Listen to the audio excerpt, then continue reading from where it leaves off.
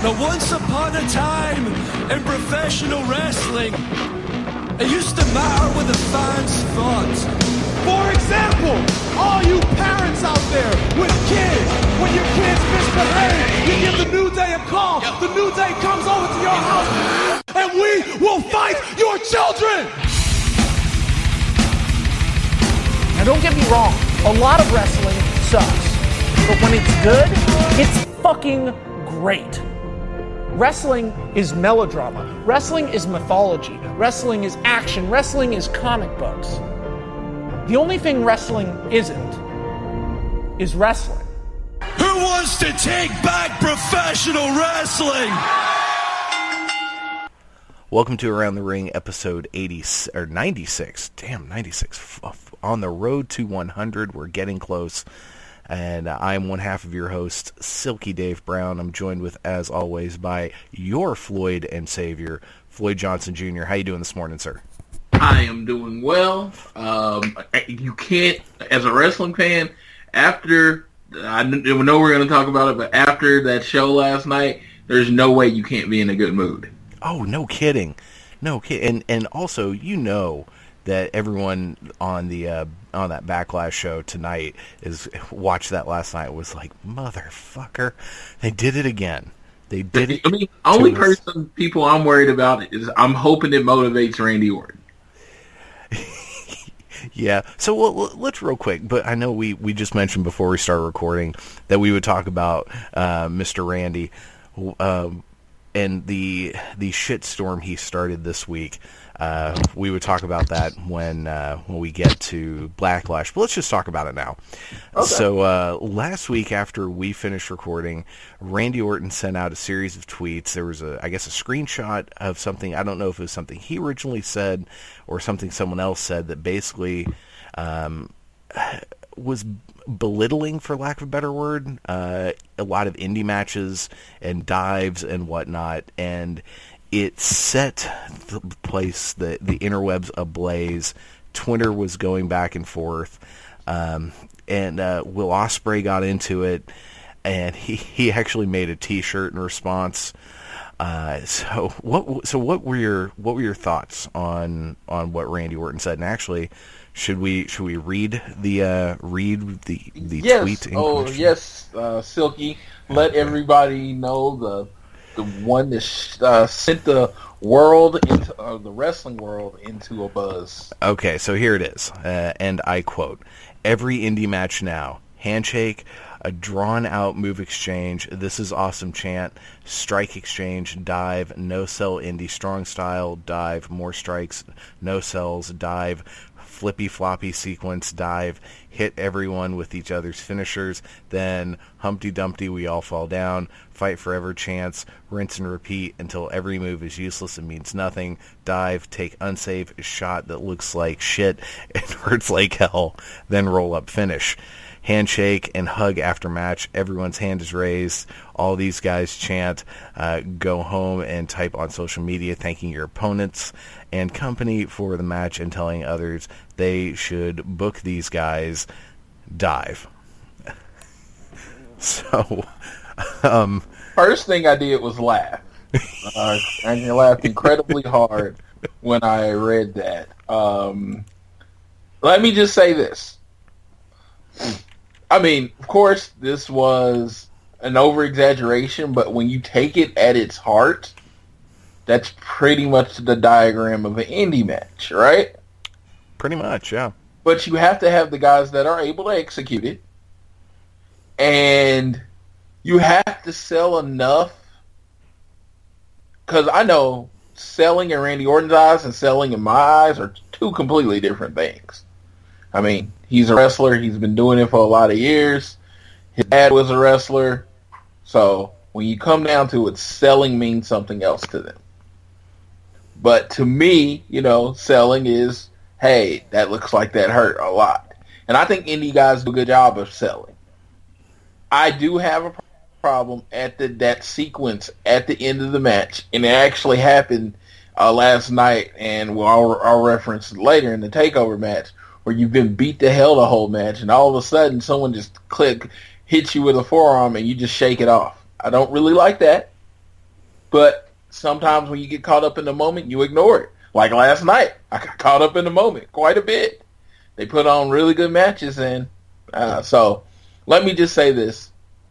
People have said for many years, the people that hate Ric Flair have said, Ric Flair tells the same story every night, just with a different way depending on the opponent. That being said, I've never seen Ric Flair have a bad match. Just because it's formulaic doesn't mean it's bad. Exactly. There's certain things that are that are kind of drilled into us as people, or that just come naturally to us. A hero's journey, for example. Those stories that then they all follow a certain arc. So there's, predictable is not a bad thing as long as it's done well. Just kind of like, in a lot of ways in music, there's really nothing, especially in rock music, that hasn't been done before. Honestly, if you think about it, what else is there to be done with a guitar, bass, and drums? Not a whole hell of a lot. So it's not about doing something new and original. It's about doing whatever it is you do with heart. And that, to me, is far more important than trying to come up with some mythical, new, original, quote-unquote thing. Just do what you do with passion and do it well.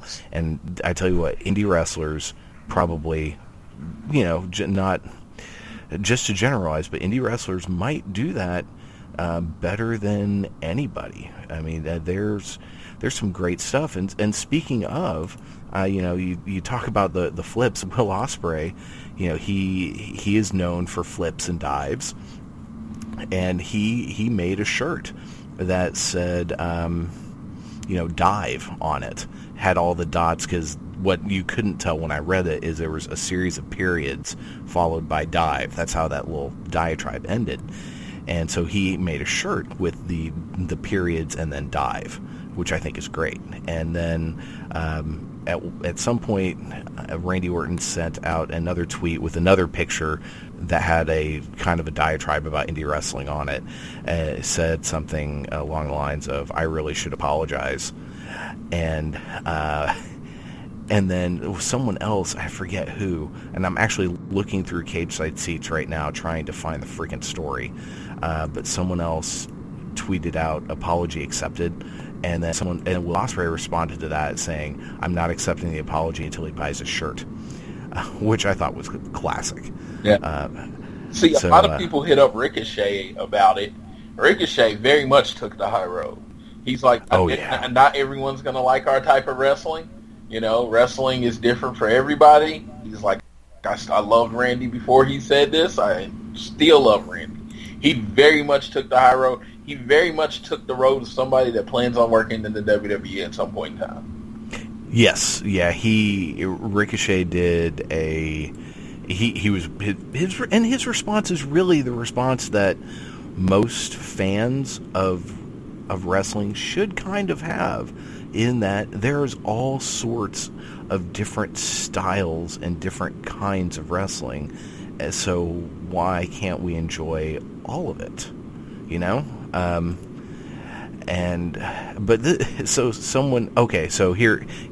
Here's his response.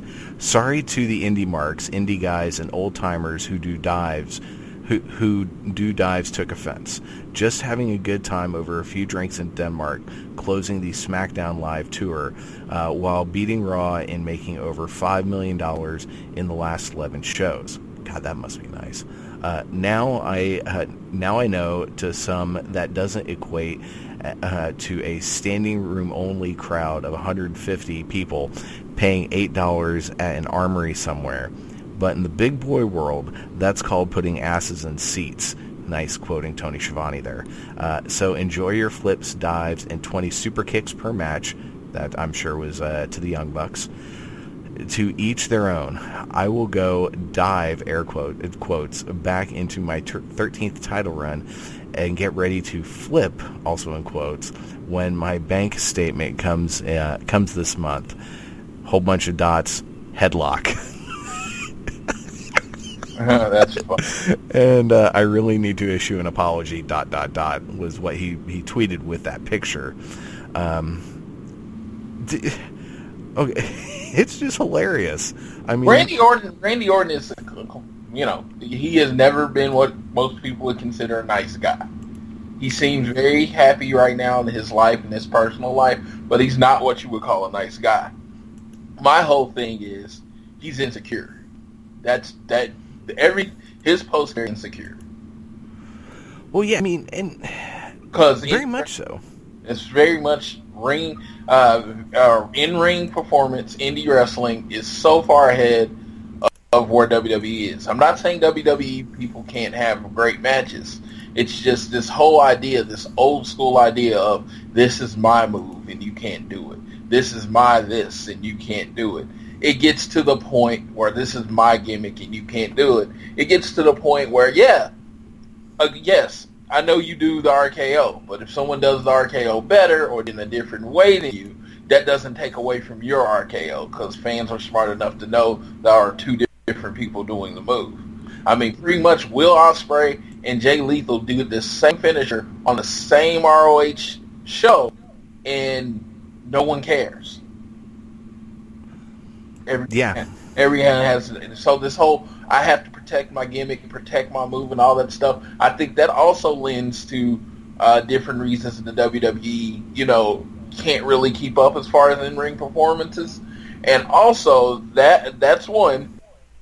And then two, it's just like I said, it's just they get sued. The WWE gets sued like every day. Like seriously, they go through legal. So you do a move that some parent says some kid goes out and mimics, they're not suing IWR. They're not. They're going to sue the WWE because they have the money to pay. Yeah, pretty much.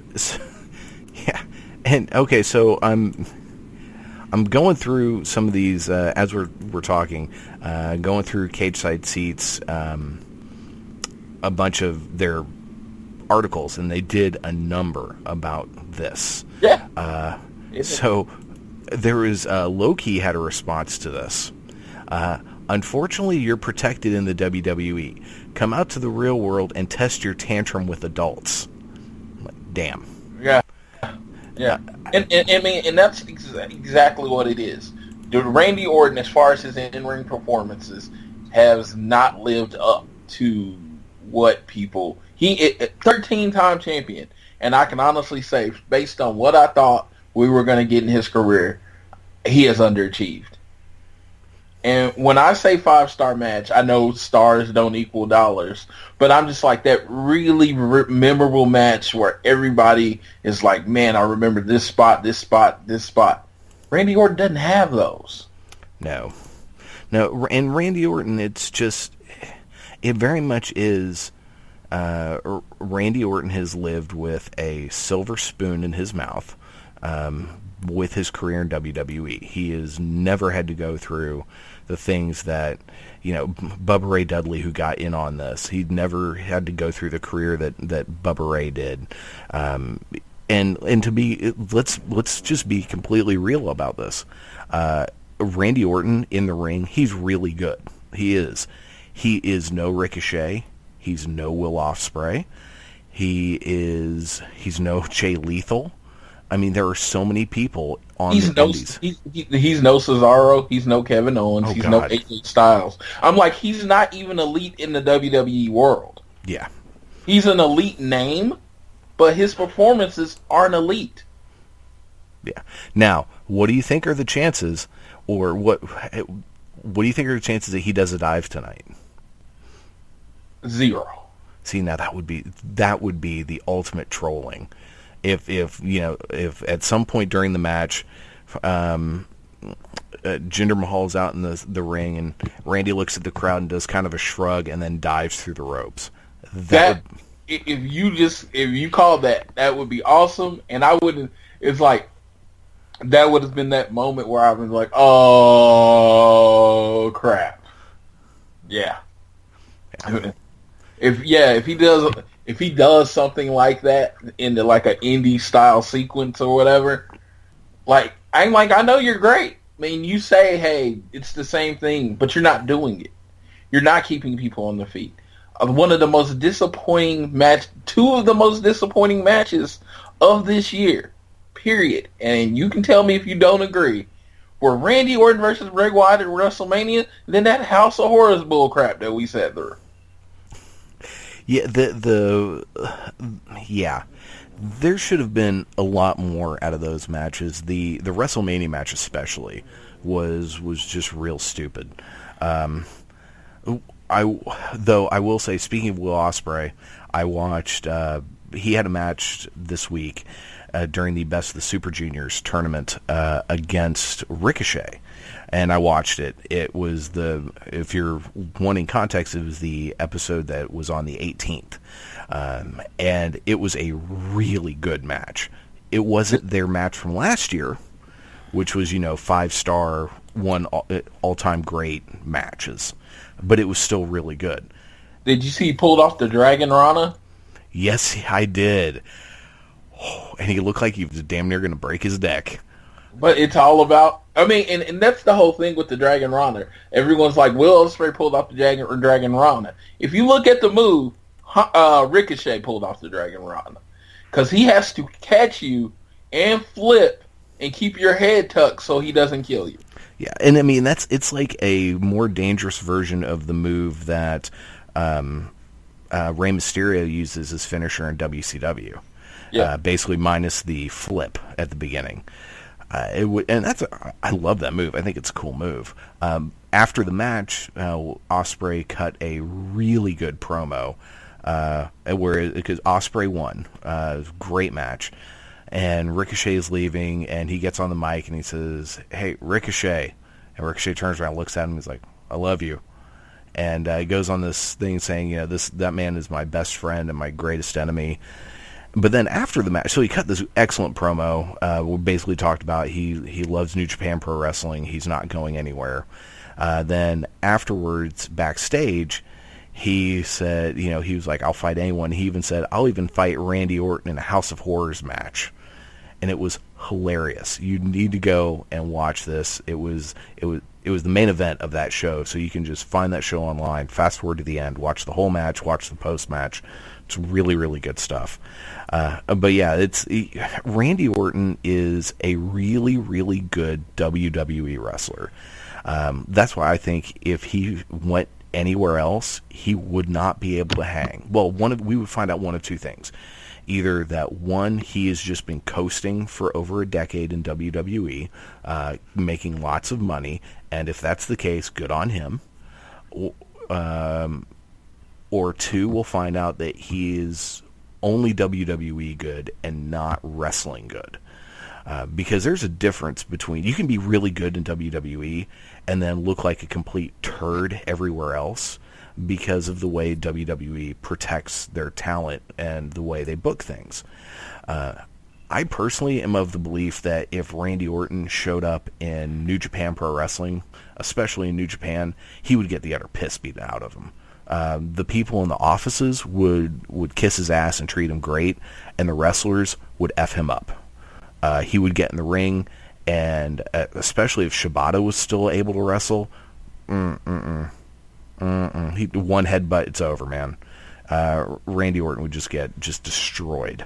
But I mean, it would be nice if he showed up and then all of a sudden he pulled a Hulk Hogan in New Japan, and you look at it and go, "Whoa, I didn't know he could do all this." And he would have great matches, but I highly doubt it. I think he'd just get the utter shit beat out of him.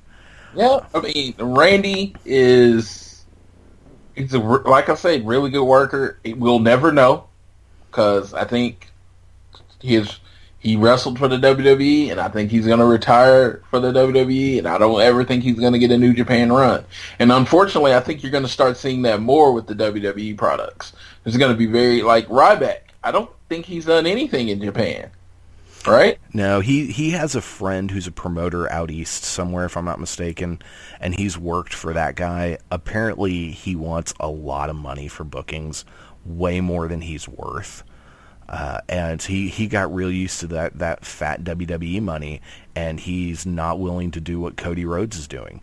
Because, say what you will about Cody Rhodes' work in the ring, and a lot of people complain about it, but the first thing he did when he got released, he was like, he said, okay, I'm going to show these people I'm actually really good. Here are all these places I want to go. Here are all these people I want to wrestle. And he has pretty much done it. He's gone out there and hustled, worked for every promotion that would have him, and some of these places don't have a ton of money, so he's not asking for shit tons. Yeah, he wrestles VIP wrestling in Dallas. I mean, they don't have a crap ton of money to work. He's wrestling a Wrestle Circus in August. He's anybody. He works for anybody. New England Wrestling, he's the champion there.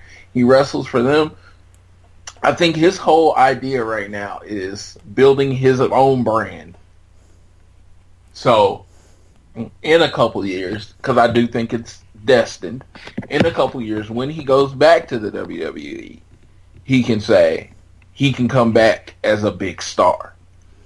Exactly. I mean, in a lot of ways, that's what Drew Galloway did. Yeah, and I worked at a computer company. I'm not going to say their name, as in case anyone's listening.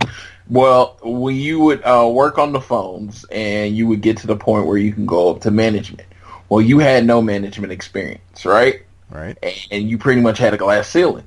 Well, what a lot of people did is left the company, went and got management experience somewhere else, and then came back to that job and generally came back with a lot of money. And with the experience that they had there, they got, and it's kind of WWE. WWE has this thing. They put you in this box, and they say, this is who you are. This is what we're going to do with you. You go out somewhere else and prove, hey, I am bigger. I can draw crowds and that kind of thing. And then you come back to the WWE. Even though I do think,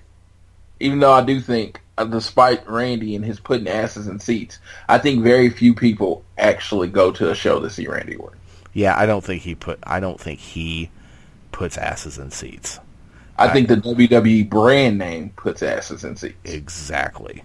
I mean, I think there are a handful of people that will bring more people to shows. Obviously, John Cena is the big one. But I think there are people that go to WWE shows specifically to see AJ Styles. Yeah. Kevin Owens. Yeah, exactly. I mean, Cesaro. WWE is so much. People watch the brand now, and I've made that very clear. People watch the brand now. You go. There are people out there that love Alicia Fox, and like, oh, I heard Alicia's going to be on the show, and they'll go to the show because people like who they like. Everyone has a different favorite wrestler. I know TJP has a hell of an internet following, and he can't seem to get over in the crowd. Oh, poor guy, man. I mean, if you go to his Twitter and Instagram, he has is about as loyal as following as anyone else. Yeah, he does. So, did you see real quick before we move on this, since we're still on this Randy Orton topic, did you see the article about they need to turn Randy Orton indie hater into a new gimmick? You know what? Let me say this. I love that idea because I love anything new and fresh. And right now, I think the WWE is so stale when it comes to their storytelling right now. I think you need something like that. If you do something against indie haters and he starts going against, especially if you just do a straight out feud with him and Sami Zayn, the underdog from the underground. Yeah, that would be an amazing feud right now, especially with the whole indie hating side of it, and maybe have a match where Sammy's really taking it to him, and that would work. It would work. It would be a different feud too. It's not the same people fighting every week. That would be great. And let's say if Gender does not win tonight, which we'll actually do our Backlash predictions here in a second, since we're talking about Randy so much and on the SmackDown tip. But if the Tuesday after, if they decide not to continue the Jinder Mahal feud, you could have Randy Orton in the ring gloating, and Sammy could come out, and they could even reference the whole situation on Twitter, and Sammy could come out and say, I know you're an indie hater, but I came up through those ranks, and I don't think you can hang. That would be great. And then you have just a great match, just an impromptu match right then and there. Daniel Bryan comes out and says, let's have the match. And because Daniel Bryan and Randy Orton, they could play up the past animosity between the two.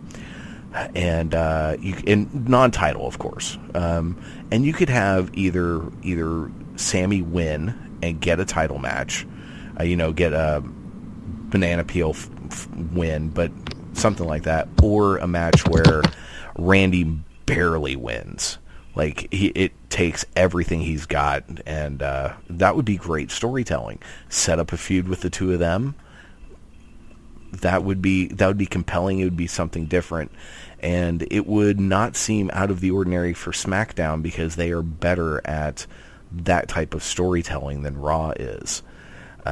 So you want to go ahead and do predictions for tonight? Let's go ahead and do predictions for tonight, and then we can review last night. All right. So, pre-show match tonight is going to be Ty Dillinger versus Aiden English, because movie. Yeah, I don't know why this is happening, other than giving them something to do. Do you know why this is happening? Ty Dillinger. He gets the crowd into it. And if you're, in the pre-show, you're trying to get everybody excited for the regular show, when they say the word 10, you know what's going down. And it's going to be a raucous crowd in Chicago. You had to give them Ty Dillinger. True. And if last night was any indication, it is going to be a hell of a raucous crowd, and that 10 chant is ridiculously over. Yeah. So I think Ty Dillinger gets the win. Yep. Yeah. Aiden English, they're going to have to revamp his character a little bit more, maybe give him some vignettes, or just give him different ways to people to get excited for him or hate him. Whichever way you want to go, you're going to have to give a little more work in the background to get him over. Exactly. Next up, we've got Luke Harper versus Eric Rowan. Luke Harper better win, because fucking Eric Rowan, even though apparently he was awesome on Talking Smack this week. Yeah, and I think they're pushing him right now. I think they're pushing him to feed him to someone. So I think he's going to go over tonight. I could see that. Then next we've got Baron Corbin against Sami Zayn. Baron's probably going to win, but I want Sami to win. Baron Corbin is at this point in time, it's time to shit or get off the pot when he comes in. Agreed. But I would personally, I think Sami should get the win tonight, and then Baron destroys him on SmackDown. But I think Sami should get the win tonight. I agree. Next up, the match that a lot of the promo material for this entire pay-per-view has been centered around. Shinsuke Nakamura making his SmackDown in-ring debut, televised at least, against Dolph Ziggler. Is there any chance in hell that Dolph Ziggler wins this match? Absolutely zero. I'm hoping, as far as debut matches, his match with Sami Zayn, it was one of those matches that everybody was talking about for a while. So Dolph Ziggler has a lot to live up to in that case, and I think he's the perfect guy because Dolph Ziggler sells really well. I just don't want it to be like a 5-minute squash match. But based on the card being kind of small, I don't think that's really an option either. Yeah. Plus, if last night was any indication, I think there was maybe one less match than this card, and every match had plenty of time. So I like the idea of less matches with more time. But yeah, this match needs to be for Nakamura what the net match with Sami Zayn was in NXT. So they both really need to go out there and give it their all. So yeah.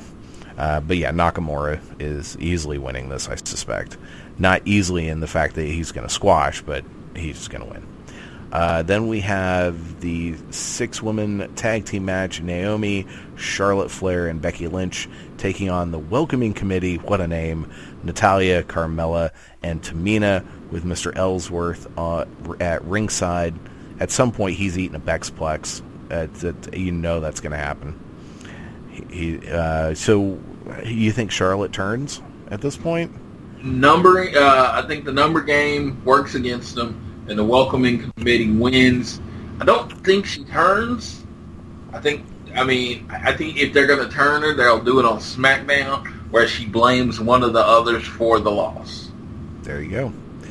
All right, and then Kevin Owens, the United States champion, defending against AJ Styles. This is the real main event of the show. If this does not go on last, I'll be kind of... actually, I won't be shocked. This should be the match that goes on last, because these are the two, in this brand right now, these are the two biggest stars. But I don't think AJ's... Do what? The champion of America. Champion of America. I don't think AJ's winning, because, honestly, he needs to get back in the world title picture. But maybe he does. Maybe he gets a run with the U.S. belt. I mean, all I know is I'm looking forward to this. I think this is going to be a great match. Yeah, KO and AJ, I've been looking forward to this match as far as on a pay-per-view, because you know it's going to be a steal the show type thing. I think KO wins by some dastardly deed, but I am really looking forward to just everything that leads up to that match in the end. Honestly, the result really doesn't matter to me as far as this match. I'm going to just enjoy these two performing together so much. I'm right there with you. Then we have the Tag Team Championship match, the Usos defending against Breezango, who, even though I have not actually watched NXT, or not NXT, I haven't watched SmackDown. I've seen enough of the Breezango stuff to know these guys are kind of on fire right now. But I don't think they're winning. Yeah, Usos are going to pull it out. Straight up, Usos are on fire right now. They're doing some of the best work ever.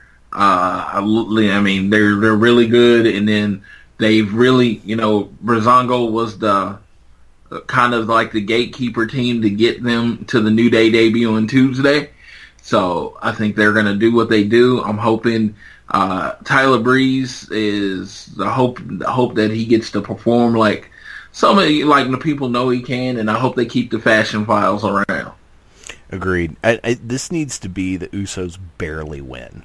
Because you can really build up Breezango even in defeat, as long as it is they just barely lose. It takes the Usos hitting everything to beat them. That's what really needs to happen. Then we have the main event, Randy Orton defending the WWE Championship against everyone's favorite Jinder Mahal with the Singh brothers at the ringside. Yeah, I'm not sure. I don't really know what to feel about this. I mean, I'm happy for Jinder, and I think he's done some good work leading up to this. He's fiery, that's for sure. But I don't maybe they're going to give him a short run. I don't see this match ending in an actual clean winner either way.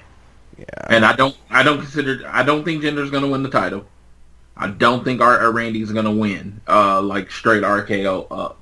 I think this feud is going to continue. Maybe Randy Orton kicks him in the balls and gets DQ'd because he gets pissed about the Singh brothers. It's going to end in some way where there's not a clear defining winner. How about Rusev showing up and attacking Randy Orton? That would work too. I could see that happening too. There you go. So that's going to be the Backlash that happens tonight. We will be back here on our YouTube channel tomorrow with a full review. And you can hit us up on YouTube, youtube.com/AroundTheRingOK. Do us a big favor, click that subscribe button so you know whenever stuff comes out. And the video's on there. Go ahead and click like for us. That helps us out too. Speaking of the social medias, you can follow us on Twitter at AroundTheRingOK. Floyd here does some excellent live tweeting during most shows. Quite entertaining. Get some good instantaneous hot takes on what's going on. And send us an email, aroundtheringok@gmail.com, if you have any questions, comments, concerns. I don't know why you would be concerned, but anywho, we'd love to hear from you. And do we even want to talk about Raw? Raw, I mean, I got the reviews up, but let's see. Let's see if anything spectacular happened. Oh, okay. Actually, yeah. Raw actually had some things come out of it that I liked, and it was actually a really good show. First of all, the Fatal 5-Way got announced for Extreme Rules. Yeah, that's going to be awesome. Yeah, and pretty much it's the best workers. You got Joe, you got Rollins, you got Wyatt, you got Reigns, and you got Balor. And yeah, you can't do much better than that as far as a Fatal 5-Way. No, that's going to be great. So the winner wins that match, and they'll be fighting Brock Lesnar at which pay-per-view is that? It's going to be the Great Balls of Fire pay-per-view? Yep. At the Great Balls of Fire pay-per-view. Kurt Angle announced that. And then there was a bit of a ruckus at the beginning of the show. And that actually set a tone for, I would have gave it a solid B Raw. We got Sheamus versus Jeff Hardy, which is a good match. In the most shocking thing that's probably happened this year, other than Jinder Mahal becoming number one contender, Alicia Fox beat Sasha Banks. I saw that. Clean. With no Dar. Yeah, what the fuck? I was like, really? Why? Really? Who did Sasha piss off? Yeah, and, Alicia's friendly with everyone. It does give a little bit of a spotlight to someone that's on the 205 Live roster, but I was like, what? How does this work? Yeah. I'm like, seriously, if you were following me on the Twitter, you following Around the Ring on the Twitter, you just like, I don't know the world that we're in. I was shocked.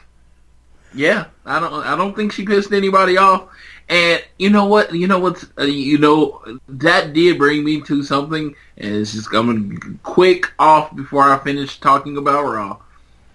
It goes back to my idea that you can just tell a great story and, not really focus on getting someone over.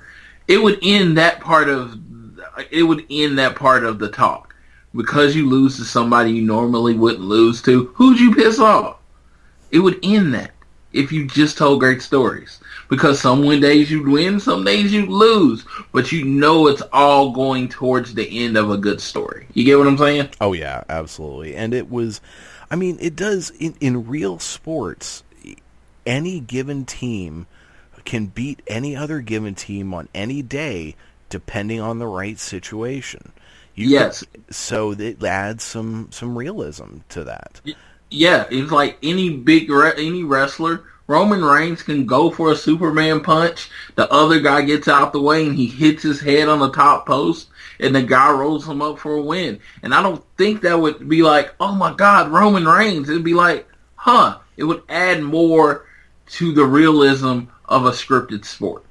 Yeah, and actually, whoever got that pin would be the most over person that night because they beat Roman Reigns. Yeah, and it wouldn't matter who you did, and Roman Reigns could go back could destroy him the next week or whatever. But I'm just saying, it just leads to me. It's like I've been on this kick for a while that how the WWE tell stories needs to change. But yeah, amen. Yeah. I did see the real quick. I did see the Miz Dean Ambrose match. Yeah. And my initial thought is that should have honestly been the main event, seeing as it was a title match. But Ambrose then went and got himself DQ'd, so I would not be surprised if we get a no DQ match between them at the Extreme Rules. And okay, did you have any other thoughts on Raw real quick? I'm going to say Dean Ambrose might hate me for saying this, but he's a person that shouldn't be champion. He's like the most boring champion ever. He's this guy who occasionally is the champion for very short reigns. I mean, I kind of liked his WWE Championship reign. I've liked previous IC title reigns. But right now, The Miz needs to be the IC champion because he is just on fire, and he did such a great job with that belt on SmackDown that he needs to hold that title. I still kind of wish the IC title was on SmackDown and the US title was on Raw. I just like the dynamics of those belts on those shows better. But yeah, whatever. It is what it is. My last point is Roman Reigns and Finn Balor put on an amazing match. I need to actually go and watch that one. Do you think there's any? I mean, is it bad that Finn lost? I don't like Finn losing that match. I don't. I mean, I'm glad. I mean, Roman's winning, whatever. I guess if you're trying to really set up him and Brock, that's great, and you gave Reigns his win back. But I would have liked Finn Balor being the guy that Roman Reigns couldn't beat. That would, yeah, and that would set up when Finn does challenge Brock at some point. It would give more legitimacy to Finn being a credible challenger to Brock. But yeah, so real quick, let's talk about the Cruiserweight division.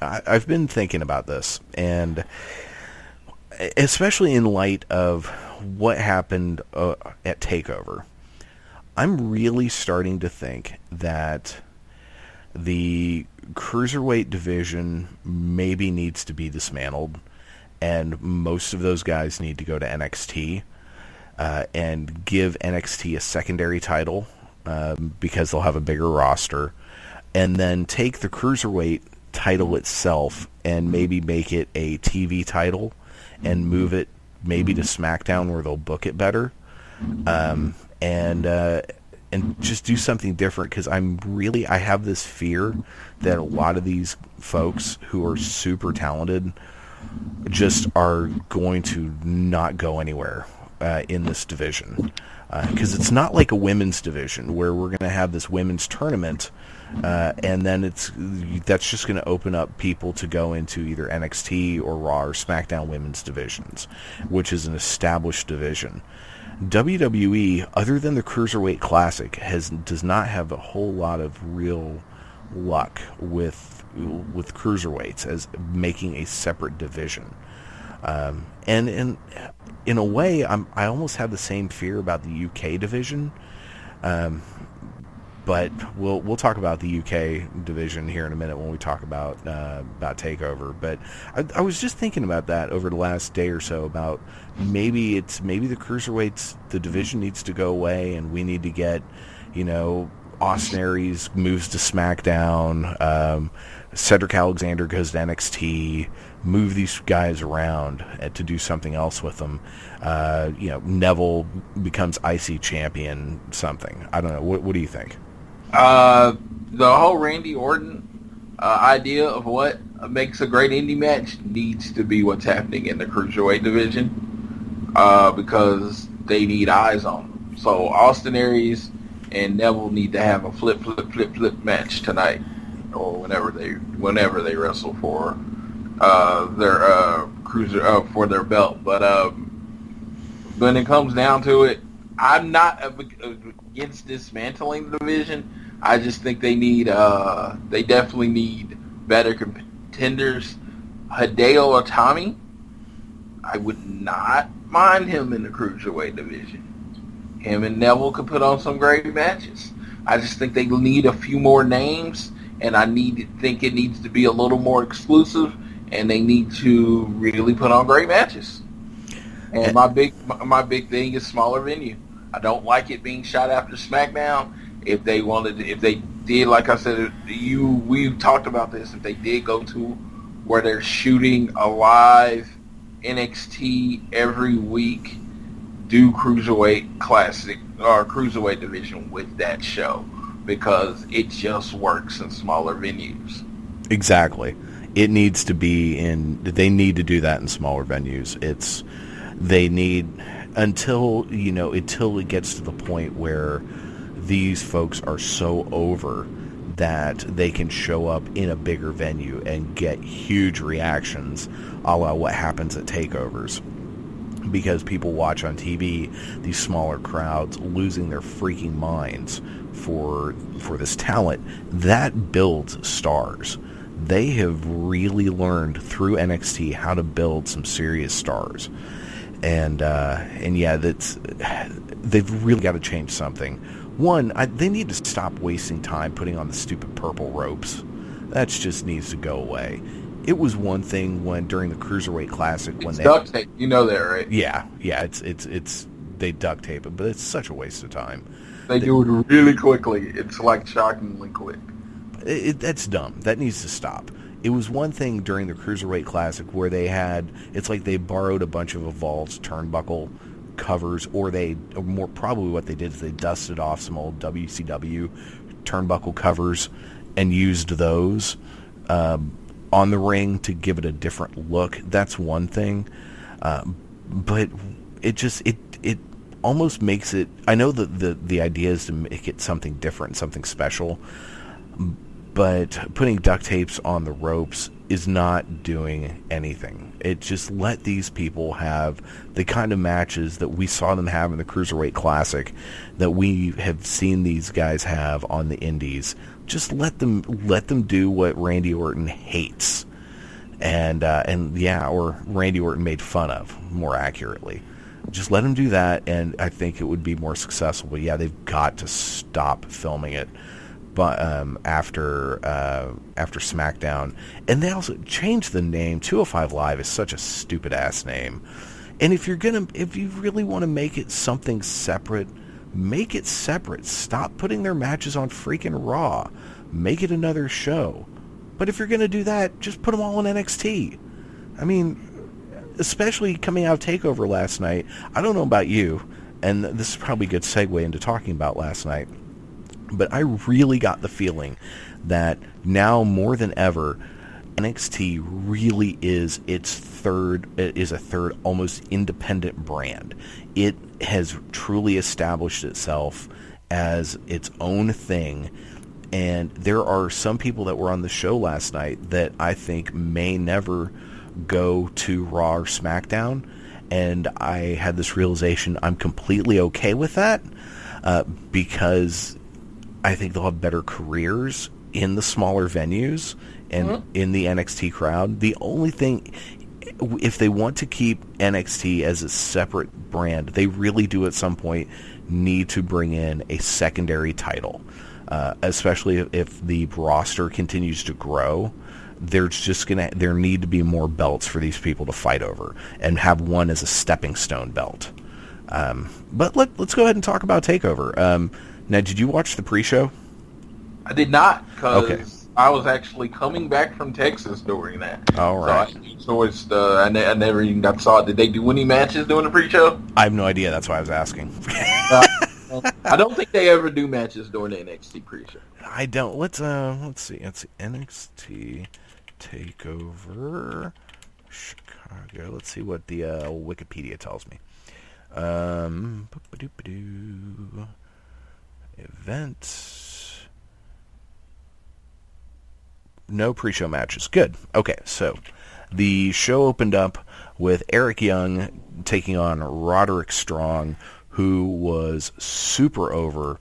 And at this point, if that does not scream very loudly to WWE officials, hey, really good vignettes over a few weeks can build a star, I don't know what will.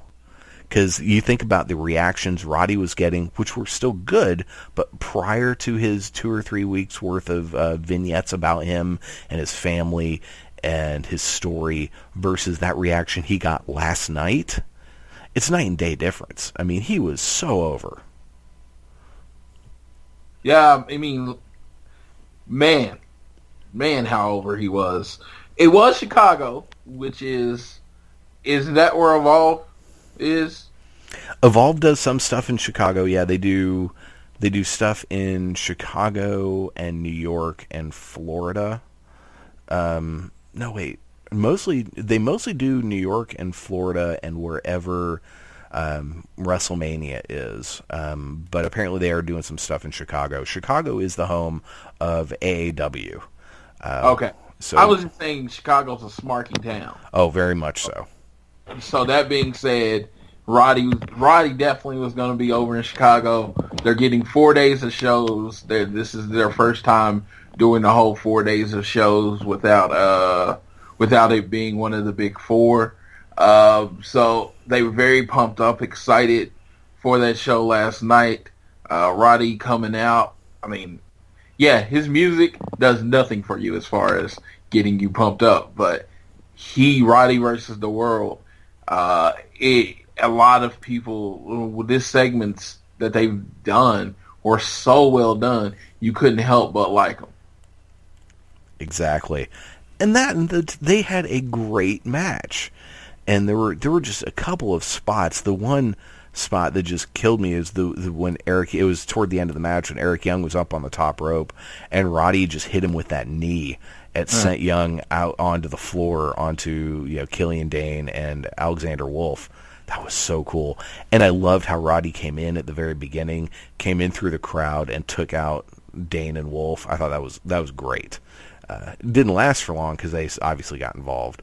But this whole match, this was not only a great match for Roderick Strong, this was Eric Young's best match since he's come to NXT, I think.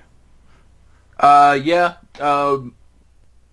Eric Young, actually, I thought his match with Ty Dillinger, I think their first match was really good. I'm not going to say it was his best match, but it was a really good match. And going with Roddy going over really got the crowd into it. It kept the crowd in. It set the tone for the rest of the night. Yeah, and they needed some really good feel-good moments considering what was to come, but we'll get there. But yeah, this was awesome. A great opener. And this crowd was on fire, but it only got worse, the fire in the crowd. Those knee strikes, he does it well. I mean, Seth Rollins can learn from him because all of his knees looked better than anything I've ever seen Seth Rollins throw. Oh yeah, there's like night and day difference. Roddy hits a knee strike and he looks like he's going to knock you out. And he looks like Omega. He looks like Omega when he does it. Yeah. Oh yeah. Yeah. So then we had the UK title match. This is really kind of the first big title defense of this championship because Tyler Bate won during the tournament, beating Pete Dunne. He had a match against Trent Seven. And then he also had one. He had a championship match against God damn it, Mark Andrews. Was that a title match? Was that a TV title match on TV? It was on the UK special they did Friday. Okay, but then also on NXT there was a title match with him and Jack Gallagher. Okay, yeah, they had a title match, so it's only been defended a handful of times, and it's. I think some of the problem was they've had these plans of doing these UK shows, and they maybe got a little ahead of themselves with the tournament without having everything really set up for what they were going to do with the UK shows afterwards. And I have a little bit of worries about the long-term potential of this being its own show / division, considering what's happened with 205 Live. See our previous conversation. But this was Pete Dunne, the Bruiserweight, challenging Tyler Bate for the UK Championship. Wow, this crowd was so on fire. Both of these guys were super over, and they got the Fight Forever chant, which was awesome. And Pete Dunne, your new UK champion, hell of a match. This might have been the match of the night. I felt like there was two. I feel like your first champion on your division has to be a heel. To me, it has to be a heel, and it has to be someone with a lot of charisma. I thought Tyler Bate was a horrible first UK champion. He was boring.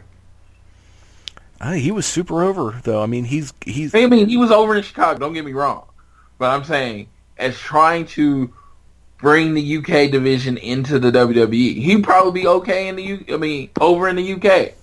But you needed someone whose personality was bigger than life, that either made you hate him or loved him based on it. I felt the same way in the Cruiserweight division. I thought TJP the match was great, but his personality didn't come out. I thought they did the same thing with Rich Swann. They tried to make you feel sorry for these people for some reason, instead of people talking about how good they are, especially like TJP. The character he plays now should have been the first Cruiserweight champion. Oh, yeah, agreed. Yeah, so what you needed is you need Pete Dunne for the UK championship. He is good on the mic. You're going to hate him or love him. He is cocky. He is confident. He is what really pushes over as a champion. The UK show is only going to work as a weekly show if it's shot in the UK. And I don't think it should be a weekly show. Personally, I think it should be a monthly show. I think it should work like Progress. Yeah, and I mean, and they might as well, they just film them during Progress shows. I mean, you just already have it there, and it makes more sense. Weekly shows, again, we already dedicate 3 hours to Raw, 2 hours to SmackDown, 1 hour to NXT. I am not going to say everybody dedicates that hour to 205 Live because I don't think anyone's watching it anymore. But you already have that amount of time. We don't need another weekly show. But if you really want to go monthly UK shows where they really tear the house down once a month, that works better. Oh, yeah, and I think that would actually be far more successful if you did monthly shows. And then, in the meantime, you have them on NXT. Yeah. It helps fill out the NXT roster, and it gives them exposure and experience. Because you know that crowd in Full Sail loves those guys. Yep. So, but this match, I mean, this is probably going to be in my top 5 matches of the year. I loved this match. It was so freaking good. Yeah. This match was these two guys that have known each other and been wrestling a while they said, we're just going to put out the best we can tonight, and we're going to show them what British Strong Style is all about. And if that's what British Strong Style is about, sign me up. Of course, I've become more versed in British Strong Style because I have been watching Progress Wrestling, trying to catch up to show 40-something. But, yeah, that being more versed has helped. Oh, my God. Pete Dunne is so over. So over. Like, so over. And now he's the whole him carrying the title in his mouth and doing the fist thing. I mean, now he's going to have 2 belts. And it really does tell a better story now that you have Progress and the UK division on the same length, that, you know, he holds both belts. And he can actually defend both belts at Progress shows, defend both belts at WWE shows, and Progress can put on the WWE UK show where you don't have to have William Regal flying over there or whatever. Progress can actually, they already have their production. They already put on a highly produced product. So you don't have to worry about it. It's a way to save money. Exactly. And honestly, WWE should work out a deal to get Progress programming on the network. And you just have a monthly UK show and have the Progress shows on there as well. You have these guys on NXT, and there you go. But yeah, this was so good, so freaking good, and really, second match of the night, and already stole the show. Not only just for the night, probably for the weekend. I mean, really. Yeah. Yeah, AJ and Owens is the only one I think is going to have a chance. That's it. But exactly. I don't know. Exactly. All right, then we had up the Women's Championship, a triple threat match. Ruby Riott and Nikki Cross challenging Asuka. Ruby was very over. She had a really nice pop when she came out. This was a good match. I was a little surprised at the definitive nature of Asuka's win. Literally pinning both Nikki and Ruby. But you know, there are rumors. There's a couple of Japanese wrestlers who have signed to, at least one who's coming to WWE, and another one who might, and they're probably going to show up in the women's tournament. Do you think they're saving up Asuka for either for the winner of the women's tournament or possibly Ember Moon? I think everything the fans want is Asuka to take the title to the main roster, and I truly think that's what's going to happen. And then I think how it will end up happening, and this is something I just kind of came up with. Maybe it's wrong. Maybe I've been wrong quite often. Asuka goes up and to the main roster, wins one of the titles. I don't know which one they would put on her. I would say her beating Naomi on SmackDown actually makes more sense because it would set up Asuka versus Charlotte. But and then when she goes up, the vacates the women's title in NXT, and the winner of the tournament, since it's later, then becomes the NXT Women's Champion. Now, do we know if that tournament's going to include a lot of the current NXT women's roster? I don't think there's any way it couldn't if they want to do 32 people. Okay. Then in that case, yeah, absolutely. That would be... I love that idea. She needs to go up and challenge Naomi. Hell, maybe she shows up tonight and decimates Naomi after the match. Let's say the baby faces win, and then she just hits the ring and destroys everybody. That's not going to happen. But, yeah, I like your idea. And then have the tournament be how they determine the new women's champion. Because really, at this point, no one in NXT, the women down there that need the development, you know, Ruby Riott doesn't need any developing. Nikki Cross doesn't need developing. Iconic, those two don't need any developing. These are all ready to go professional wrestlers who are great. But a lot of the other women that are there, there's nothing that you're not gaining anything by keeping Asuka basically holding everyone else down. No one can grow. Even the ones that really don't need development, they can't grow as characters and wrestlers when they run up to this wall that is Asuka. And it's, at least in this case, it's a wall that you look at and legitimately go, yes, she can absolutely whip the fuck out of all of them, versus the wall known as John Cena, which is, oh, Vince McMahon just has a hard-on for this guy, and this is why he always wins. So that is true. Yeah. I was going to say, Liv Morgan didn't even make the freaking trip to Chicago. And that's how much she needs to work. Yeah. So what did you like this match? Did you have any thoughts on it? No, I didn't like it. I mean, I liked it, but the dominant nature of Asuka makes it boring to me. To use a real sports as an example, it's like Cleveland and Golden State just destroying everyone every night.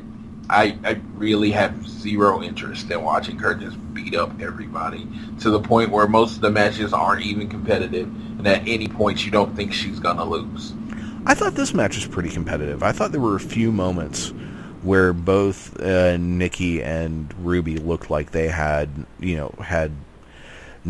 didn't have Asuka's number, but they had her reeling more than just about anyone has in a match so far. And they've done it in the last couple matches, the match with Ember Moon and this match, they've done a good job in making it look like Asuka's getting pushed farther and farther to her limit. So that's a good thing. I forgot to actually ask this. What were your thoughts, going back to the UK title match real quick, what were your thoughts on Jim Ross on commentary? Didn't seem very familiar with the UK product. Nigel McGuinness kind of called the match.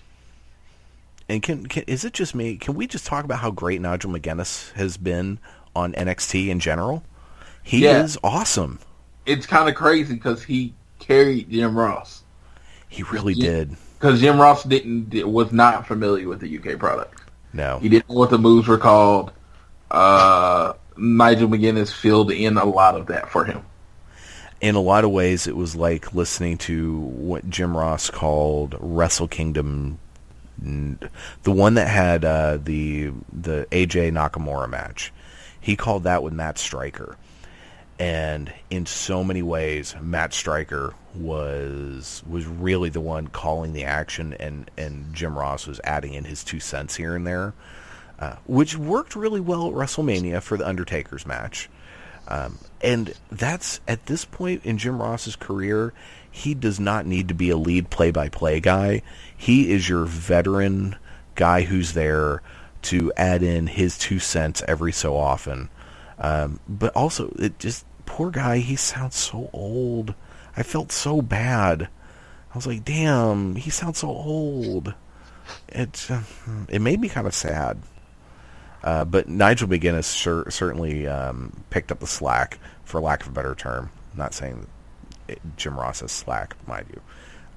So I just wanted your take on that. I forgot to mention it earlier. But speaking of Nigel McGuinness, in this next match, Nigel pulled out an excellent reference to a Primal Scream lyric, which just made my heart jump, because Primal Scream's a great band that not a lot of people know of. They're from the UK. I don't know what you're talking about. Exactly. You talking about Braun Strowman's Primal Scream? No. It's a never mind. So this was Bobby Roode defending the NXT Championship against Hideo Itami. This was really good. Lots of Bobby Roode. If you want to go into that whole having the same match over and over again, doesn't mean bad. This was a great match, classic match. I'd say 4 stars, solid 4 stars, right? Yeah, it's pretty much the same match he had with Shinsuke Nakamura. Yeah, except I think it was harder for him to beat Itami than Nakamura. They did a hell of a job showing that he was hurt more in this match. He had to hit his DDT, 2 times in a row. I mean, he did it and turned it right into another one, which was great. I loved that sequence. Probably best DDT I've seen in a long time, just because of how it was done and how Itami made it look. He really, really took that well. He got his body up in a right position where it looked like it landed right on his head. Yeah, it did. So you need to, now before you guys start doing that too much more, where you're dropping someone straight on your head, you might talk to Hanma, because it might not end well. Poor guys. No, Bobby Roode is really good at, if you notice, if you slow it down, of putting his arm. His arm is taking most of the contact. I mean, he puts the headlock on so well that I doubt they even feel their head hit the mat. Oh yeah. Yeah, oh no, Bobby Roode is a consummate professional, and he's a guy you can tell is a very safe worker, but he doesn't look crappy doing it. Yes, and he's what NXT needed after Nakamura and Joe. You had Nakamura and Joe, who were these 2 basically strong style guys, and everything looked stiff. He really did elevate it to more of he's blurs the line between professional wrestling and the sports entertainment better than Joe and Nakamura did. Oh yeah. He is, Bobby Roode's the kind of guy who you can see at some point getting, called over to Raw or SmackDown and doing really well. I would not have a problem with him not being called up, because he's him and the Miz's character are really, really similar right now. True. So they would have to be on different brands. Yeah, because they're both playing the I'm too good for this place character right now. And him being on NXT is fun, and maybe giving him a really long title reign. Even though I know so many people think that maybe that Drew McIntyre is going to be the one to beat him, maybe Cassius Ohno, but it needs to be a while. He had a dominant win, though I did not watch the aftermath where Itami flipped out and lost his mind backstage. I need to go and watch that. And they were bleeping out every word, so apparently he was throwing out some American cuss words on you. That's fantastic. And it was pretty awesome. I have to say that was awesome. And it looks like his next feud's going to be with Cassius Ohno, and so I'm okay with that. Ohno's never going up. I think he knows that as much as anyone. So he's going to be kind of that feud that everyone gets. And I think the WWE is going to require him to lose some weight or get better before they give him an NXT title run. Yeah, he's fine. I mean, let's be honest. Where did Chris Hero do his best work and get most over? In armories in front of 150 to 500 people. Yeah. So the perfect place for him is NXT. And I in watching this show, it just solidified for me the fact that I really prefer NXT to Raw and SmackDown. Like, hands down. I like, if I'm going to rank the three shows, it's NXT, SmackDown, Raw. Yep. And NXT is most like an indie show. And you are more of an indie person. And honestly, now that I'm watching more indie wrestling, I'm more of an indie person too. Just because the matches are better. The in-ring product. We are both very much in-ring product people.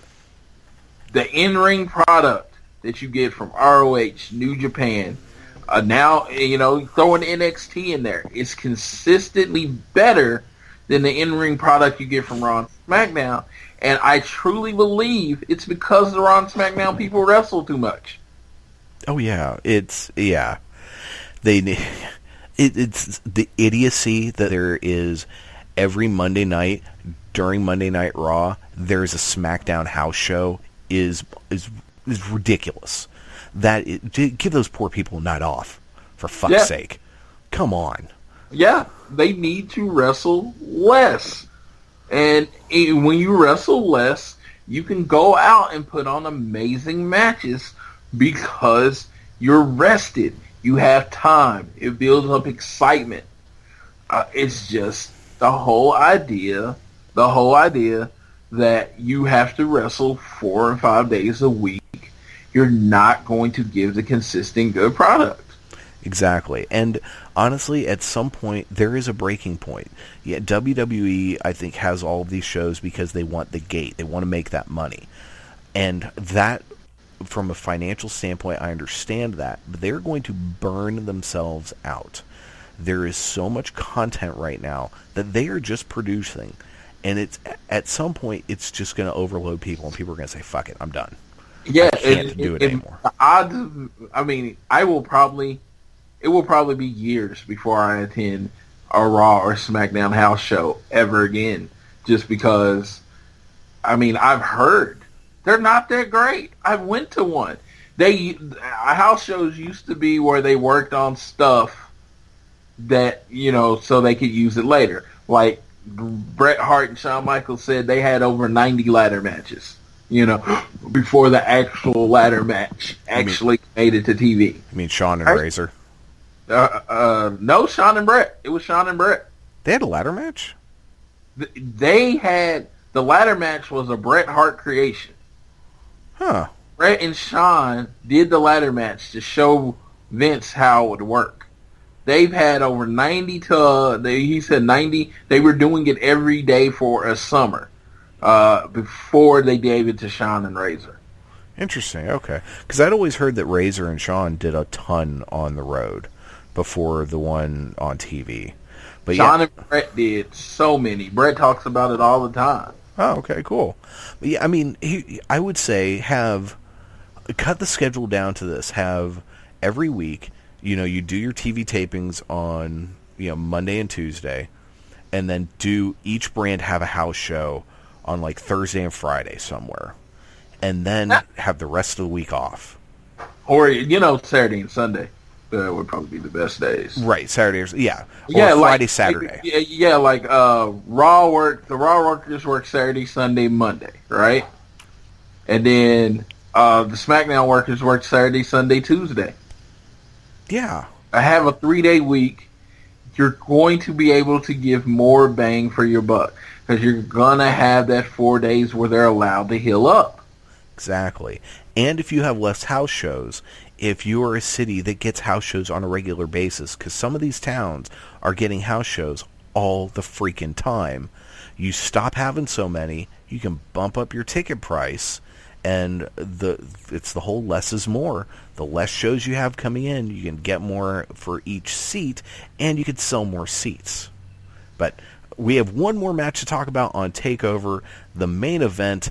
I was kind of shocked at first to see this as the main event, but then I realized, no, NXT's done a good job of elevating all three of these titles to main event status, and the tag team titles, especially with DIY is concerned, is a pretty big deal. But then the way it ended. So we had DIY challenging Authors of Pain in the first tag team ladder match in NXT, and let me say this: we're gonna talk about the match itself, but it actually comes with a listener question too. Okay, what's the listener question? All right, so my friend Noel says you are very clear in your belief that a smaller performer wrestling credibility versus a much larger component makes it hard to suspend your disbelief. My most recent example was last week when I was talking about Balor versus Lesnar. However, you feel the same way about DIY versus AOP. Both are cruiserweights, and I think Tommaso beating them up seems believable to me despite the size disparity. So, going more into that match. I'm going more into this match. It was a really good ladder match. Yeah, it was. It was extremely good. I think it did show still how green Authors of Pain are in a few spots. Yes, yes. My girlfriend Crystal pulled that out. Ciampa and Gargano had to help them get the ladder in the right position on quite a few spots. And what was up? Was it Akam, or was it Akam the one that every time he stepped on a ladder he looked terrified? That it was like, I'm just crawling really slowly up this ladder because, I mean, if he's terrified of heights, I feel his pain, man. I hate heights. But, okay, so once, we'll talk about this question here in just a second because it's a great question. Thank you, Noel. But that one spot where they were about to hit Tommaso Ciampa in the face with the end of the ladder, Johnny Gargano knocks him out of the way and then takes that shot full on to the face. How he was not concussed in that moment, how he wasn't knocked the fuck out, I don't know. Because it's one thing if you were standing across the ring from two super veterans who've been in tons of ladder matches, say the Hardys, or say your opponents were Kevin Owens and Sami Zayn, because they've been through ladder matches. It would be one thing. You've got two guys who are greener than a $5 bill hitting you straight on in the face with a ladder. Holy crap. Yeah, that was a great spot. But it was so good it was almost uncomfortable. Yeah, I mean, they shot, I mean, to me, it's like, to be like, hey, you can do that, but Seth Rollins can't do the curb stomp. Exactly. That makes no sense to me. I was going to pull that out with this. Ciampa's knees to the head. They said the curb stomp is something a kid could easily do to another kid. What's easier to do to someone than a knee to a head? But they do that the whole show. And again, you know, someone else who Seth Rollins needs to go take knee shot lessons from, Tommaso Ciampa. Yeah. And my whole thing, the match, man, of course, it was the DIY show with AOP kind of there. You pretty much could have put any two big men right there. and DIY was going to make it look amazing because they did everything to make that look amazing. And it was a weird thing. When did WWE start using wooden ladders? Oh, those were wooden? Well, the one that broke in half in the corner was clearly wooden. I think that one was there. I think that was a gimmicked one on purpose. Yeah. You're talking about for the suplex off of the rope that Ciampa did. Yeah. Yeah, and back to Noel's question. Is it believable for a smaller guy to be in a fight with a bigger guy? I say if this is a shoot fight between Tommaso Ciampa and either of those AOP guys, Tommaso Ciampa wins every single time. That guy is a scary motherfucker. I would have to vehemently disagree. Cause just knowing the AOP's background, because I had to find out who they are both undefeated MMA fighters. Okay, so theoretically, but I don't. The shoot fight wouldn't last that long. Yeah. But that having been said, though, I don't have an issue at all with. Yeah, Ciampa, he has a look about him, a crazy look about him. But I can say this: I believe it more with the little guys because most of the offense at the beginning of the match was them double teaming the other two. And then by the time Ciampa started taking them out kind of by himself, that was further along in the match. That being said, I'm okay with Ciampa getting in offense, and they've been putting over the fact that he's a strong dude that can do suplexes on people much larger than him for a while. So that going along with the consistent storyline, I can buy him. I'm just saying straight up in a match, straight up one-on-one, if Ciampa was fighting either one of those dudes, I'm going to have a problem with suspending the disbelief that any of his punches or kicks are going to affect them. But after being wore down by double team attacks somewhere in the middle of the match, where you're actually selling, I don't have a problem with it. But in tag matches, in general, I don't have a problem with it. Because what I would generally have a problem with is either of the Usos like beating Harper or Rowan. But when they did their tag team series, it really focused on that the Usos really got into the double teaming aspect of them. In that case, yeah, 2-on-1, I can understand it. Well, okay, so using that as an example, I would have no problems believing either Jimmy or Jay beating Eric Rowan because both Jimmy and Jay can wrestle circles around Eric Rowan because Eric Rowan kind of stinks. He's not very good in the ring. Harper, on the other hand, is a whole other ball of wax because Harper is a special kind of performer. So to me, it just depends on who the big guy is and who the little guy is. James Ellsworth against anybody is pretty much James Ellsworth is going to lose, even though he's actually not a bad worker. But you get, let's say, AJ Styles, not the biggest guy in the world. You get him in the ring with someone who is much larger than him. I don't care who it is. I don't care if it's Brock Lesnar. I think AJ Styles has a good enough shot as anyone of winning that match. Because really, AJ Styles is more likely than not a better wrestler than whoever he's standing across from in the ring.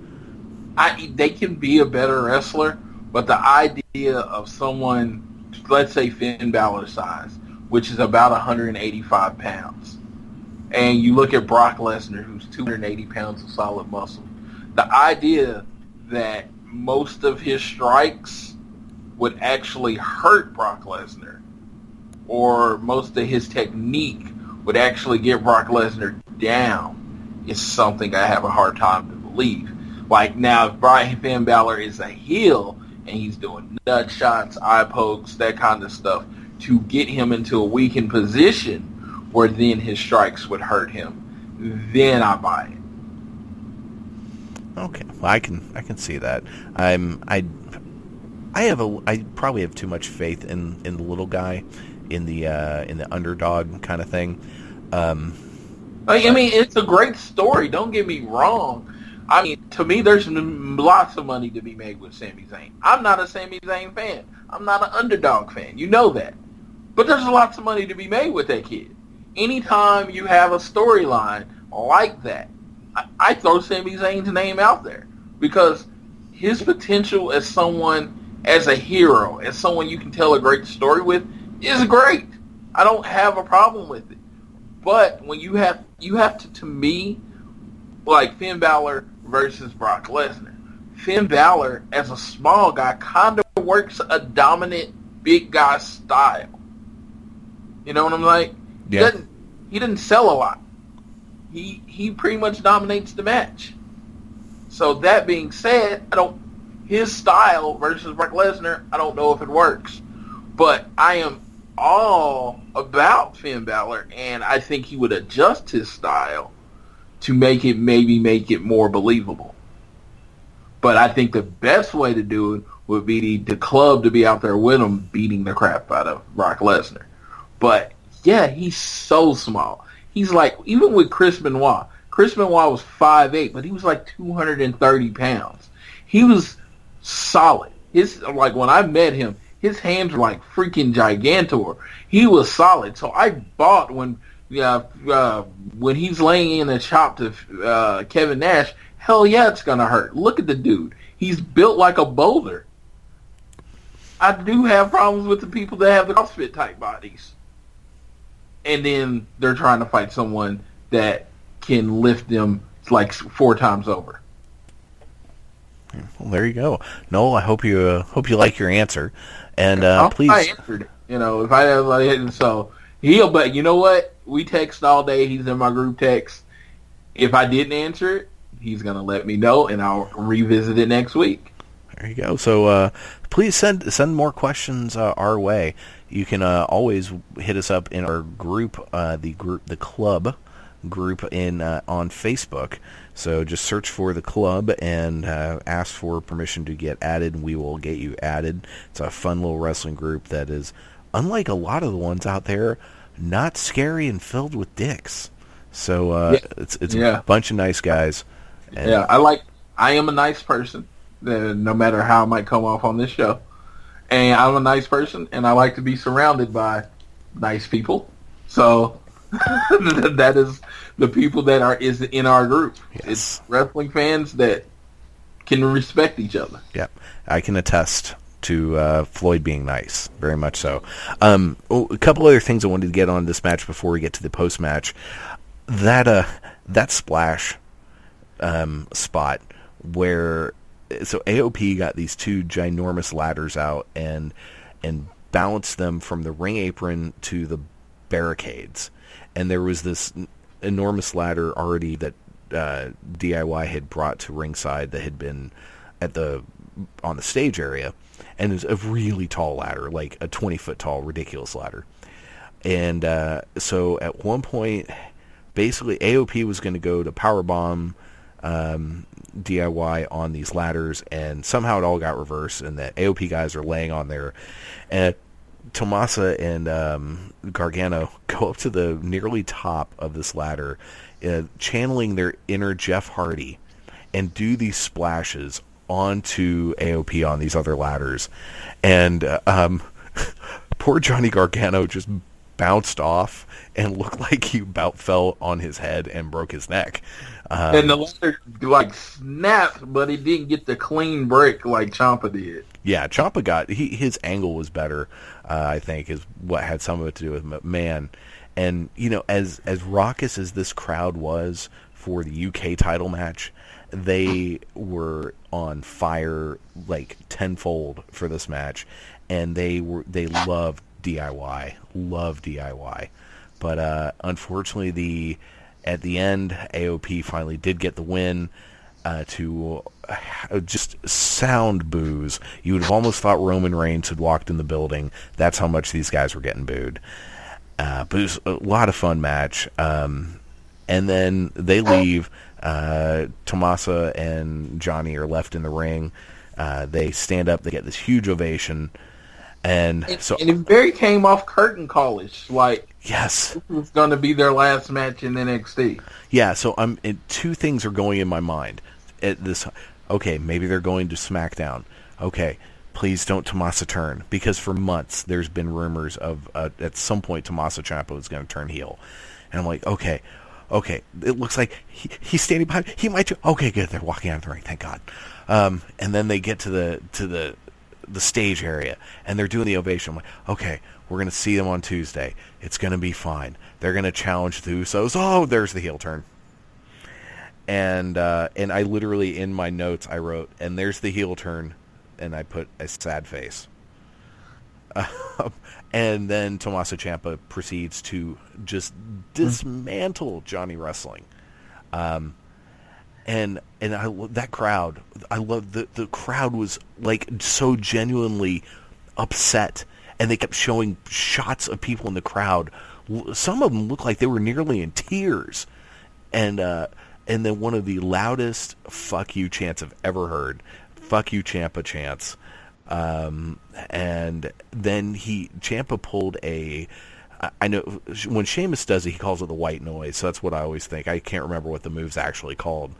But I was gonna say I've always known it as the 8-second ride. Okay, there you go. It's whatever the fuck that thing is called. But Ciampa hit that on Gargano from. So the announce table was like where they have it for Raw. So it was up on the stage area, and off the side.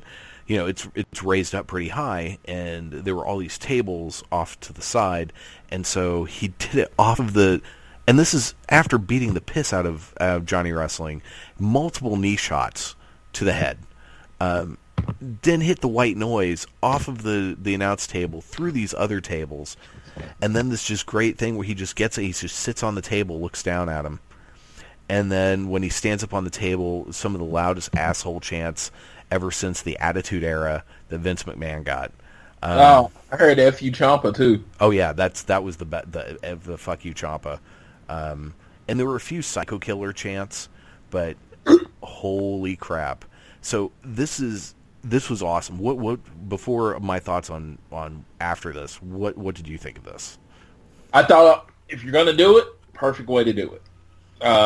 It came out of absolutely nowhere. And after Johnny Gargano had made that perfect sacrifice for him in the match, it really came off as shitty. And I'm like, if you want to make somebody a monster heel, that was the perfect way to do it. I personally liked them as a tag team, thought they could have brought something to the main roster, wouldn't have broke them up, but God, that was the best way to do it. I mean, it literally took the show from an A to an A+. Oh yeah. Oh my God. Just always need a shocking moment in the show, and I thought it was going to be, honestly thought it was going to be Adam Cole Baby being in the crowd, and that never happened. Yeah, can we, real quick, let's talk about that. So who did they show in the crowd? Some dude from a baseball team, Kevin Owens, Sami Zayn, Pat Patterson, and Cassius Ohno. It's like, there was no Kyle O'Reilly, there was no Bobby Fish, there were none of the Shimmer ladies, there was no Adam Cole. It's like, what the fuck? What? That was the only real disappointment of the night, is the moment where they pan the crowd to show somebody there. There was really, it's like, oh, okay, so it's guys from the main roster and Cassius Ohno and Pat Patterson. Yeah, okay. If Kevin Owens was there with Adam Cole, that would have been so awesome. Oh, now that would have been incredible. Yeah, so that was a disappointment. So after I watched this, and I literally just finished watching this morning, I thought to myself, you know what? And I'm like you, if you're going to do it, that's the way to do it. Because in my heart of hearts, I did not want this team to be broken up. I kind of, especially at the end of this match, I was really thinking to myself, I want to see these guys on SmackDown, and I want to see them, going against the Usos, and eventually maybe having a run against American Alpha, and just some great tag team matches. But they did this turn, and I'm watching it, and it kind of summed up a lot of what I feel about this show. I don't want either of these guys ever going to the quote unquote main roster, because I think they will get lost and misused. I think you keep them in NXT, and they are superstars. So to me, they completely represent everything that NXT is about, and I'd love to see them stay. Especially if you're going to push it as a legit third brand that is basically an indie for all intents and purposes. There's no one that screams indie wrestling more than Johnny Wrestling, in a good way. I mean, if you really want to start building up the cruiserweight division, you want to put some money into it. A Tommy, a Gargano, Ciampa, that's gonna, and you give them the time every Tuesday night. If have 3 matches, pretty much put on like the cruiserweight tournament type matches where it really, really matters. Do that. I think the following build up. Yeah. I mean, exactly. And as there's a part of me that's like, oh, I'd love to see that, and then there's a part of me that's like, no, keep these guys away from 205 Live, because 205 Live is a sinking ship, and which sucks because it has some just amazingly talented wrestlers in there. But to me, I every time I think of Cedric Alexander, like, okay, when he gets cleared from injury, I want him on NXT. I don't want him on 205 Live. He has so much potential long term that I don't want him to get just stuck there. So, but yeah, and so TakeOver Chicago, A+ show, loved it, and just it was great. I'm just saying, you look at the group. They do TV tapings pretty much I think it's 2 to 4 weeks now. It's a lot shorter than it used to be. So they do TV tapings. They do like 2 or 3 shows every 2 to 3 weeks, right? Right. Then they do the weekend road trip. They do a 3-day house shows in Florida or wherever they are. They do Thursday, Friday, Saturday, right? Right. It's Thursday, Friday, Saturday. They don't usually do a Sunday show. And then they do the takeovers every few months. If you ever want to know why their shows are better, there you go. It's just quality. It's quality over quantity. It is, you work less, you're able to tear down the house. Progress is a once-a-month show. And I defy anyone to get the Progress on demand and find a bad match. You don't get a bad match because they work once a month. It's simple to me. Yeah, you're right. And, so I'm there. There's no reason to have anyone working 300 days a year because it's oversaturating the product, and it's making the product worse. And it's not good for your employees. Huh? So yeah. So you mentioned the Progress service, and this is completely unrelated, but it made me think of it. So New Japan is talking about expanding New Japan World and working with Rev Pro and Ring of Honor and maybe a couple other promotions, CMLL, to bring their products onto New Japan World. I tell you what, if New Japan World does that, they've got my $10 a month easily. If that makes it easier for me to follow Ring of Honor, and I can get Rev Pro in that, and maybe even a little CMLL, which I don't know much about, but if it's good, then I might watch it. What do you think of that idea? I can't argue against it. They would get about $10 a month too, because when I'm at work during the week, I do have some downtime. So, and sometimes I just want something in the background. There's nothing better in the background to have than wrestling. Yep. There you go.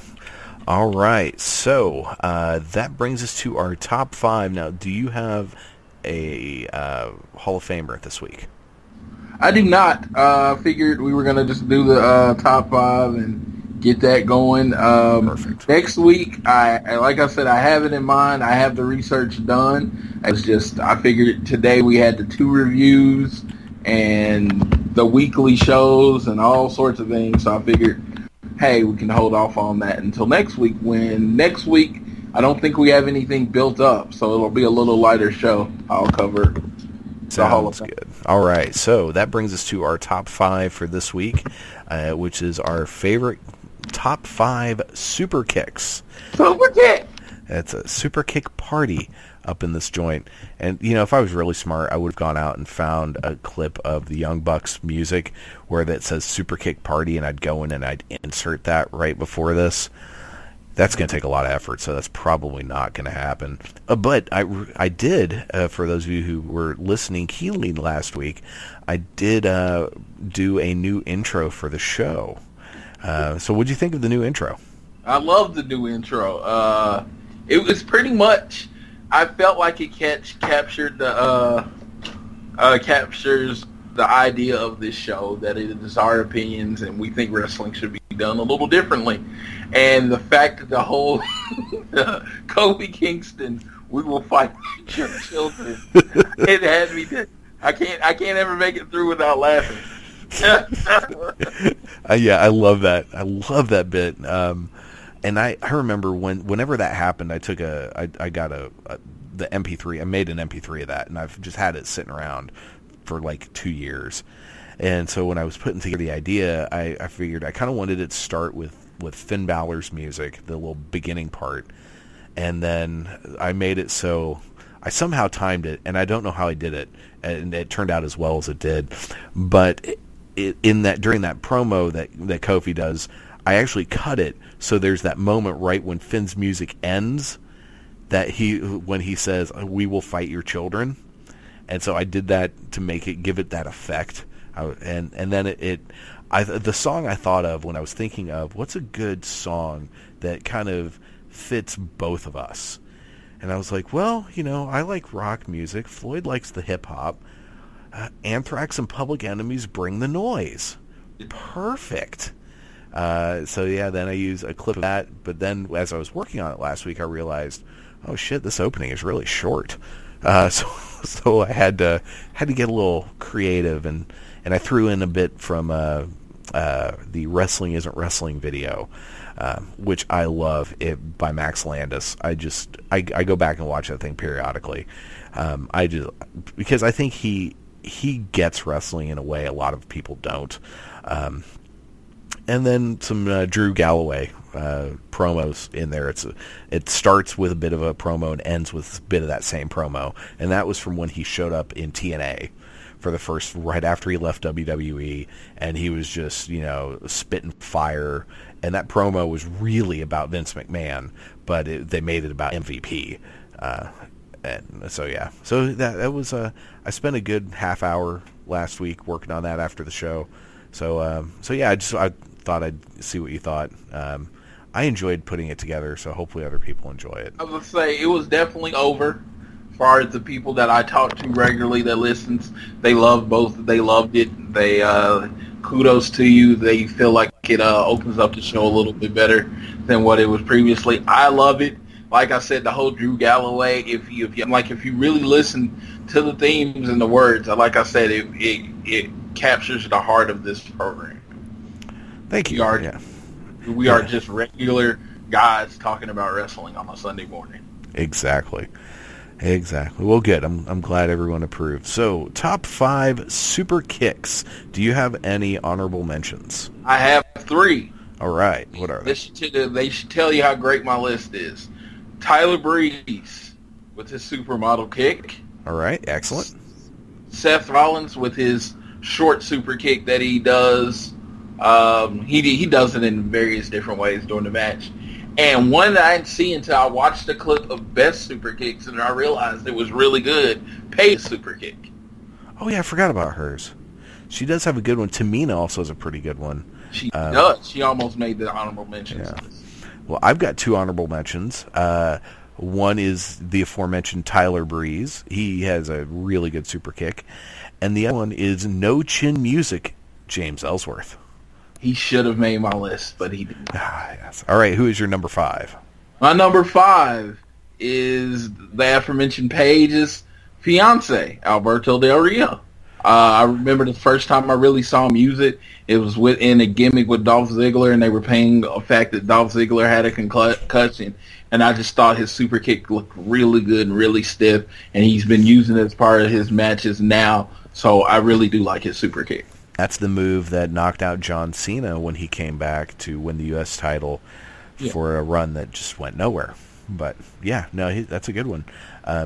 Now, in my list, you'll notice they're all super kicks that the opponent is standing and not on their knees, because normally Del Rio's is his opponent's on their knees. He's the only one where that made my top 5. And a lot of times, Seth Rollins, when he hits it, a lot of times his opponent's on the knees too. But yeah, no, both very good. Needless to say, I would not want to take it. So, my number 5 is Adam Cole, who I wish we'd seen last night, and I hope we see soon on NXT. But yeah, Adam Cole throws a pretty sweet super kick. All right, who is your number 4? My number 4 is the man himself, the person Alberto Del Rio started using that on, Dolph Ziggler. Very nice. Dolph's on my list just a little bit later on. My number 4, the Usos. I can say the same thing. The Usos are on my list a little later. All right, very good. Who is your number 3? Number 3, I had a tie because I feel like they pretty much use it the same way. The Young Bucks / the Usos. Very good. Very, very good. Well, my number 3, just to show how much our minds think alike, the Young Bucks. Yeah. I like they pretty much use it the same way. They use it almost in lieu of a punch. Yeah, especially the Young Bucks. The Usos will use it from time to time as the finisher if they just hit it at the right sweet spot. But that combo of the kick and then the splash is really good. And I love the Young Bucks will do it whether you are standing, sitting, doesn't matter. They will hit you with a super kick. And I love that the match they had against the Briscoes recently.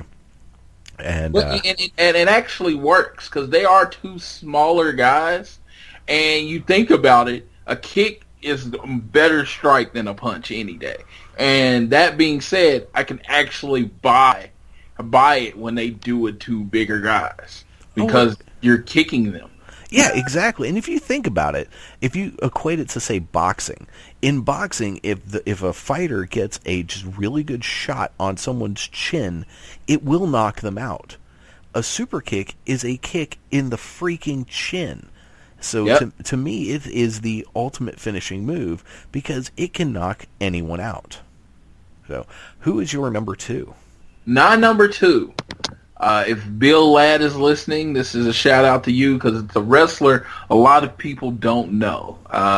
Late 80s, early 90s, he's actually with the person credited with the beginning training of a young Steve Williams. You should know him as Stone Cold Steve Austin. His name is the Gentleman, Chris Adams.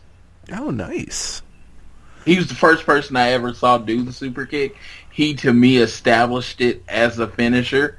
And I just remember they would say they would always credit his judo background to super kick, and I'm like, no. Judo is the martial art where you grapple? Yeah. It was funny. They used to really say his judo background is what allows him to get the super kick. Okay, so where was that? Because I'm thinking that's somewhere in the South that said that. World Class Championship Wrestling. They wouldn't know the difference between judo and taekwondo. Anyway, that's fantastic. So my number 2 is Dolph Ziggler. Okay. I as I'm saying, it should have been his finisher 3 years ago. It should have, and I love the zigzag. I think it's a great move. But yeah, his super kick is fantastic. Yeah, because he used to do the super kick to set up the zigzag, and I felt like it always should have been different. I felt like he should zigzag the person and then warm him up and super kick him at that point. Or to me, they're two separate finishers. He hits whichever one's better in the match. Yeah, that's true. All right, who I have a suspicion that our number one is the same person. Yeah. I mean, it's the Sweet Chin music, baby. Yeah, it's Shawn Michaels. Yeah, it's Shawn Michaels. It's the Heartbreak Kid. It ended Ric Flair's career. It ended Bret Hart's title run. It kicked Booker T out of the NWO. It finished Marty Jannetty before he threw him through the window. It's the most famous foot in wrestling. And it is such a great super kick, and he's done in so many just so many great ways. And I mean, just the famous one, him hitting Shelton Benjamin coming off the ropes. I saw one where he hit Rey Mysterio coming off the ropes. Shelton Benjamin was the best super kick I ever saw. Yep. Yeah, good call. So that is our top 5. Do you have any ideas for next week? Let's see. And hey, we could even open this up to our listeners. Is there any top 5s you'd like us to do? Tentatively now, I'd like to do top 5 submission moves. Ooh, okay. I like that. Because it'll be like our top 5 of all time. So you might, with me, of course, you may get some very rare 80s, 90s submission moves. I'm thinking this one Larry Sabisco used to do when he was a part of the Enforcers is going to make the list. But, yeah, I want to hear it. I really do. If you have a top 5 that you'd like to hear or be interested in, Ryan often jumps on the club's site and he gives us his top 5. So, Ryan, I'm challenging you, direct challenge, come up with the top 5, give us your top 5, we'll cover it on the show, and then then we'll give our top 5. I like it. Yeah, you can do that. Even if you're on social media, use the hashtag ATR top 5. Hit that up. Yeah, I just made that up off the top of my head. That works for it. And I don't know why I keep pointing at the screen. No one can see me. No one can see what I'm doing, but I'm doing it. It doesn't matter. Yeah, you're pointing at the screen. I am. I'm pointing right now. That's going to do it for this week. What a way to end the show. Tonight is what's Backlash? Yeah, it's a SmackDown pay-per-view. We will have a review up tomorrow on our YouTube channel. Again, youtube.com/Around the Ring OK. Please give us a subscription. We would greatly appreciate it. Don't forget, you can find this show on iTunes, Stitcher, TuneIn, and Spreaker. All the best places to find your podcasts. We are there. And Floyd, I got a question for you. You know, I've heard that life might not be all legit. Is that true? Man, yeah. As I go through every day, I realize life is a work, and don't you dare ever forget to kick out at 2. We'll see you next time around the ring. ... You've been listening to Around the Ring on the Spark Radio Network. All you have to do is change your point of view. And believe. Austin 316 says I just whipped your ass. Damn! Woo! That sucks more than anything that I've ever fucked before. What? It's for charity.